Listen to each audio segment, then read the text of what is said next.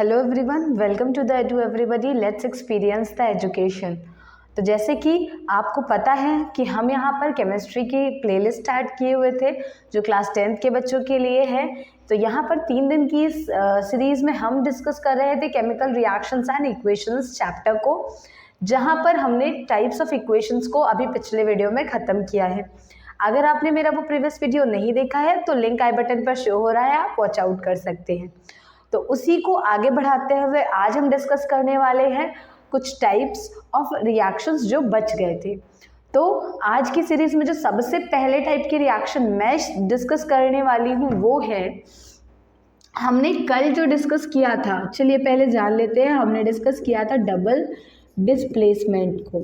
Clear? हमने double displacement को जब डिस्कस किया था तो डबल डिस्प्लेसमेंट के होते हैं 2 टाइप्स, उन्हें हम सबसे पहले यहाँ पर डिस्कस करेंगे। पहला होता है न्यूट्रलाइजेशन और दूसरा होता है प्रेसिपिटेशन, प्रेसिपिटेट रिएक्शन। तो यहाँ पर जब मैं बात करूँ इन दोनों की, तो प्रेसिपिटेट रिएक्शन वो रिएक्शन होती है जहाँ पर एक्सचेंज ऑफ आयंस होने के बाद हमें एक ऐसा प्रोडक्ट मिले जो प्रेसिपिटेट हो। प्रेसिपिटेट क्या होता है? प्रेसिपिटेट होता है रेसिड्यू पोर्शन। रेसिड्यू पोर्शन का मतलब है वो सॉलिड पोर्शन जो बच जाए और बॉटम में कलेक्ट हो जाए। जैसे मेरे पास एक रिएक्शन है, कल हमने एग्जाम्पल में भी ली थी, NaCl plus AgNO3 gives out AgCl plus NaNO3। यहाँ जो ये रिएक्शन दी मैंने, इसमें जो AgCl है ना, ये PPT यानी प्रेसिपिटेट का काम करता है। क्यों करता है? क्योंकि ये जो AgCl है ये सॉलिड होता है, रिएक्शन में नीचे सेटल डाउन हो जाता है और हमें रेसिड्यू की तरह मिलता है। तो जब हमें सॉलिड पोर्शन में कोई ऐसा प्रोडक्ट मिले जो सेटल डाउन हो जाए और एज अ रेसिड्यू हमें मिलता है, और क्यों मिलता है? Due to the exchange of these ions. यहाँ पर रिएक्शन हो रही है, फिर ये प्रोडक्ट फॉर्म हो रहा है जो प्रेसिपिटेट के तौर पे हमें मिल रहा है। तो हम उसे डबल डिस्प्लेसमेंट के किस पोर्शन में पढ़ेंगे? प्रेसिपिटेट रिएक्शन में। क्लियर? नेक्स्ट जो है वो है न्यूट्रलाइजेशन। न्यूट्रलाइजेशन को अगर हम समझें तो न्यूट्रल मतलब होता है जिस पर कोई चार्ज ना हो, जैसे कि वाटर या साल्ट। तो ऐसी रिएक्शन जिसमें 1 एसिड और 1 बेस रिएक्ट करें और बनाएं साल्ट एंड वाटर, ऐसी रिएक्शन को हम कहते हैं न्यूट्रलाइजेशन रिएक्शन, क्योंकि ये दोनों कंपाउंड्स जो बन रहे हैं ये कैसे हैं नेचर में? न्यूट्रल है। समझ आ रहा है? यानी यहाँ हो क्या रहा है? 1 acid is reacting with a base and it gives salt plus water। तो रिएक्शन को हम कहेंगे न्यूट्रलाइजेशन रिएक्शन। मैं नाम दूं तो an acid react with a base to form salt and water, reaction is called neutralization reaction। Clear है? तो ये 2 टाइप्स थे जो डिस्प्लेसमेंट यानी डबल डिस्प्लेसमेंट के बच्चे थे जिन्हें हमें डिस्कस करना था। इसके बाद हम क्या डिस्कस करेंगे? तो हम यहाँ डिस्कस करेंगे 2 और मोर रिएक्शंस जो बहुत इंपॉर्टेंट भी हैं और हमें डिस्कस भी करने थे यहाँ पर आज। वो रिएक्शंस हैं due to the evolution of heat and absorption of heat. यहाँ पर हीट को लेंगे। अभी तक हम क्या ले रहे थे कि रिएक्शन में क्या हो रहा है। सो हीट के बेसिस पे मैं देखूँ तो रिएक्शन होती है, एक होती है एक्सोथर्मिक और एक होती है एंडोथर्मिक। ठीक है? तो यहाँ हम कैसे पढ़ेंगे? Exo means exit, exit means evolution. यहाँ क्या हुआ? इवोल्यूशन यानी कि बाहर निकलना।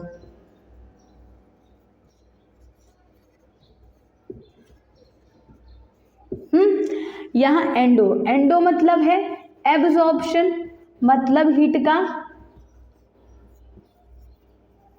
अंदर जाना, है ना? तो ऐसी रिएक्शंस जिनमें हमें हीट देनी पड़े तब कहीं जाकर वो रिएक्शंस हो, उन्हें हम कहेंगे एंडोथर्मिक। जैसे नाइट्रोजन और हाइड्रोजन को मिलाकर अमोनिया बनाना। ठीक है? यहाँ क्या होता है? हमें हीट देनी पड़ती है, तो ये रिएक्शन कैसी है? Endothermic. Why? Because we are giving energy. जब हम एनर्जी दें तब कहीं जाकर रिएक्शन हो तो वो एंडोथर्मिक है।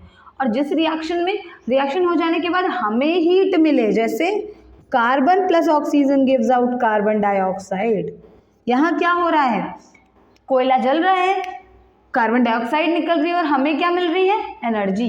तो रिएक्शन हो गई एक्सोथर्मिक। एक्सोथर्मिक मतलब हीट का बाहर निकलना रिएक्शन के कंप्लीट होने पर, और रिएक्शन को कंप्लीट होने पर हीट देने को कहेंगे एंडोथर्मिक। क्लियर है? तो ये हमें पढ़ना था हीट के रिस्पेक्ट में क्या होते हैं टाइप्स। अब एक और चीज जो हम डिस्कस कर लेते हैं वो है यहाँ पर डिकम्पोजिशन पढ़ा था हमने, है ना, वहीं पर डिस्कस कर लेना चाहिए था पर हम भूल गए थे, इसलिए हम यहाँ डिस्कस करेंगे। डिकम्पोजिशन जो होता है ना उसके भी दो टाइप्स हैं। पहला टाइप होता है हमारा फोटो डिकम्पोजिशन, यहाँ दूसरा थर्मल डिकम्पोजिशन, और एक और है तीसरा इलेक्ट्रिकल डिकम्पोजिशन। भाई